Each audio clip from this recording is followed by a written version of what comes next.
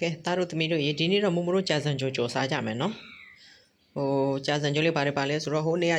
ကြော်ထားတဲ့ကြက်မွားကြော်လေးကြံတာလေးရယ်ဒီမှာဘိုးစားပဲလေးရယ်မုံလာဥနီလေးရယ်တို့ကဒါမုံညင်းထုတ်အဲ့ဒါလေးရယ်ဒီမှာကြက်သွန်ဖြူအနီလေးဟိုနဲ့တေးတုံထားတဲ့ဟာလေးနော်အဲ့ဒါဒီနဲ့ကြာစံကြော်စားမယ်နော်ကဲကြည့်ရအောင်နော်ကဲတဲဦးလေးတဲမယ်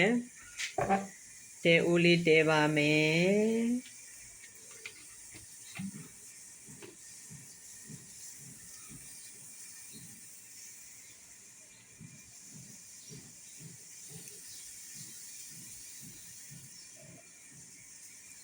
စီလေးထည့်ပါမယ်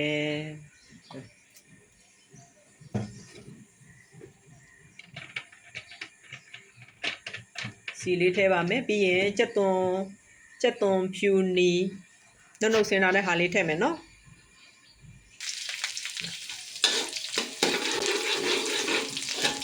မွေးပါမယ်ကြက်သွန်ဖြူနီစီချက်ကလေးကိုမွေးပါမယ်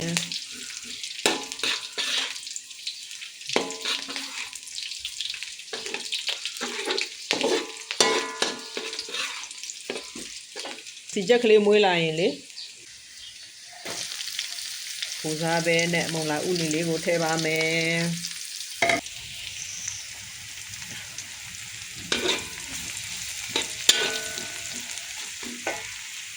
ပဲငံပြာကြီးလေးနည်းနည်းထည့်မယ်နော်သူအဲ့အထဲကိုရပါလေနည်းနည်းဝင်လာပဲငံပြာကြီးလေးထည့်ပါမယ်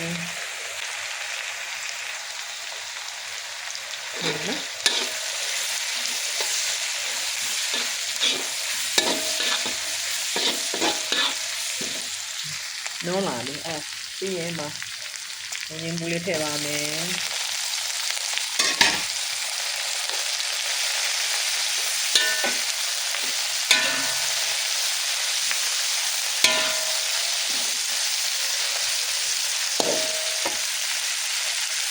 မွားထားတဲ့ကြက်မွားလေးထည့်ပါမယ်ပြီးရင်တမအောင်မွေးမယ်နော်ဒါလေးဒီလိုအနေထားလေးရောက်လာပြီဆိုရင်မမို့တို့ကြက်ဥလေးနဲ့လုံးလောက်ထည့်မယ်နော်ကြက်ဥလေးနဲ့လုံးထည့်လိုက်မယ်တမအောင်မွေးမယ်နော်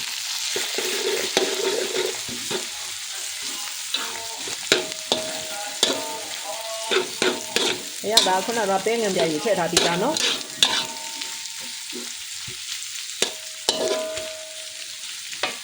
အဲ့လိုမျိုးလေးမွေးပါမယ်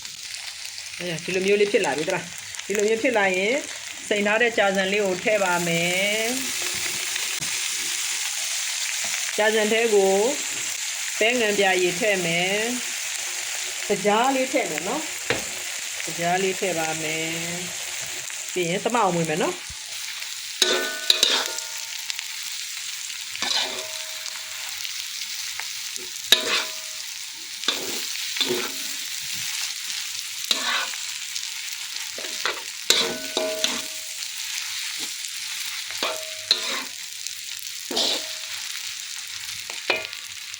ကြာစံလေးအရင်မာနေမှာစိုးလို့ရင်နွေးလေးနည်းနည်းထည့်မယ်နော်ပြီးရင်သမအောင်ဝင်မယ်နော်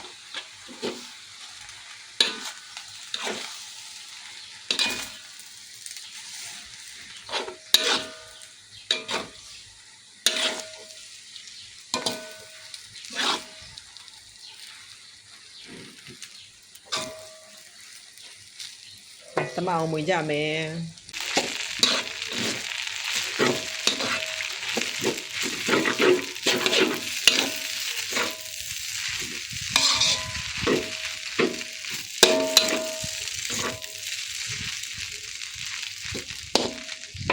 ရတာနည်းနည်းမြည်ကြည့်မယ်နော်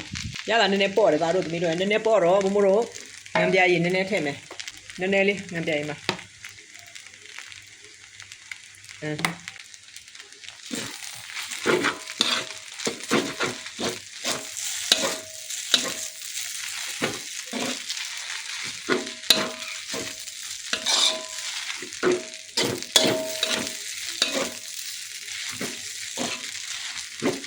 ပြီးရင်ချုံမုတ်လေးနည်းနည်းထည့်မယ်နော်ချုံမုတ် ဝင်မယ်နော်သမအောင်ဝင်မယ်နော်အစံလေးကမအိပဲနဲ့နည်းနည်းမာနေသေးတယ်နည်းနည်းမာတော့ရေနွေးလေးနည်းနည်းထပ်ထည့်မယ်နော်ကြံညွတ်နည်းနည်းထပ်ထည့်မယ်ပဲငမြကြီးအာကိုသမအောင်ဝင်မယ်နော်သားတို့သမီးတို့သမအောင်ဝင်ကြမယ်ကဲမမိုးတို့ဝင်လာလိုက်တာဒီလိုမျိုးနေထားရောက်လာပြီနော်ကြာစံလေးကလည်းအီလေးဖြစ်သွားပြီမမာတော့ကဲရတာလေးမြည်ကြည့်မယ်ရတာလေးမြည်ကြည့်လို့ပေါ့ငံတော့ပဲဆိုရင်တော့ပဲတရုတ်မဆလာထည့်မယ်နော်မွေလေးဖြစ်သွားတရုတ်မဆလာလေးထည့်မယ်ငရုတ်ကောင်းမုံနည်းနည်းထည့်ပါမယ်မြန်မာရနဲ့အဲ့ဆိုတမအောင်မွေလေးရပြီဒီပိတ်လိုက်လို့ရပြီနော်မအောင်ပြပါမယ်ဒါပြီမိပိတ်လို့ရပါပြီနန်းအရသာရှိတဲ့မှာကြာစံကြော်လေးပါသားတို့သမီးတို့ကြော်စားကြနော်သားတို့သမီးတို့လွယ်လွယ်လေးပဲအားလုံးအဆင်ပြေကြပါစေဘိုင်ဘိုင်အချင်းလို့ဖို့ဒီမှာစက်တော်နေလေးရဲ့တခွားသီးလက်ကျန်လေးတစ်လုံးရဲ့ငရုတ်သီးစိမ်းလေးပ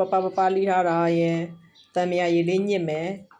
ငံပြာရည်လေးနည်းနည်းထည့်မယ်အချိုးမုတ်လေးနည်းနည်းထည့်မယ်နော်ရောမွေမယ်ကဲရပြီနော်ဒီမှာသမအောင်မွေထားတဲ့အချင်းလေးရပါပြီကြာစံညောနဲ့တွဲစားဖို့အချင်းလေးရပါပြီလှုပ်စားကြည့်နော်အေးအနည်းမှာအချင်းမှာဘာမှမပါဘူးငံပြာရည်ရဲ့တံမြာရည်ရဲ့အချိုးမုတ်လေးရဲ့ပဲဒါပဲနော်လှုပ်စားကြည့်သမအောင်မွေလိုက်ရပြီနော်သားတို့သမီးတို့ဒါပဲနော်လှုပ်စားကြည့်ကြနော်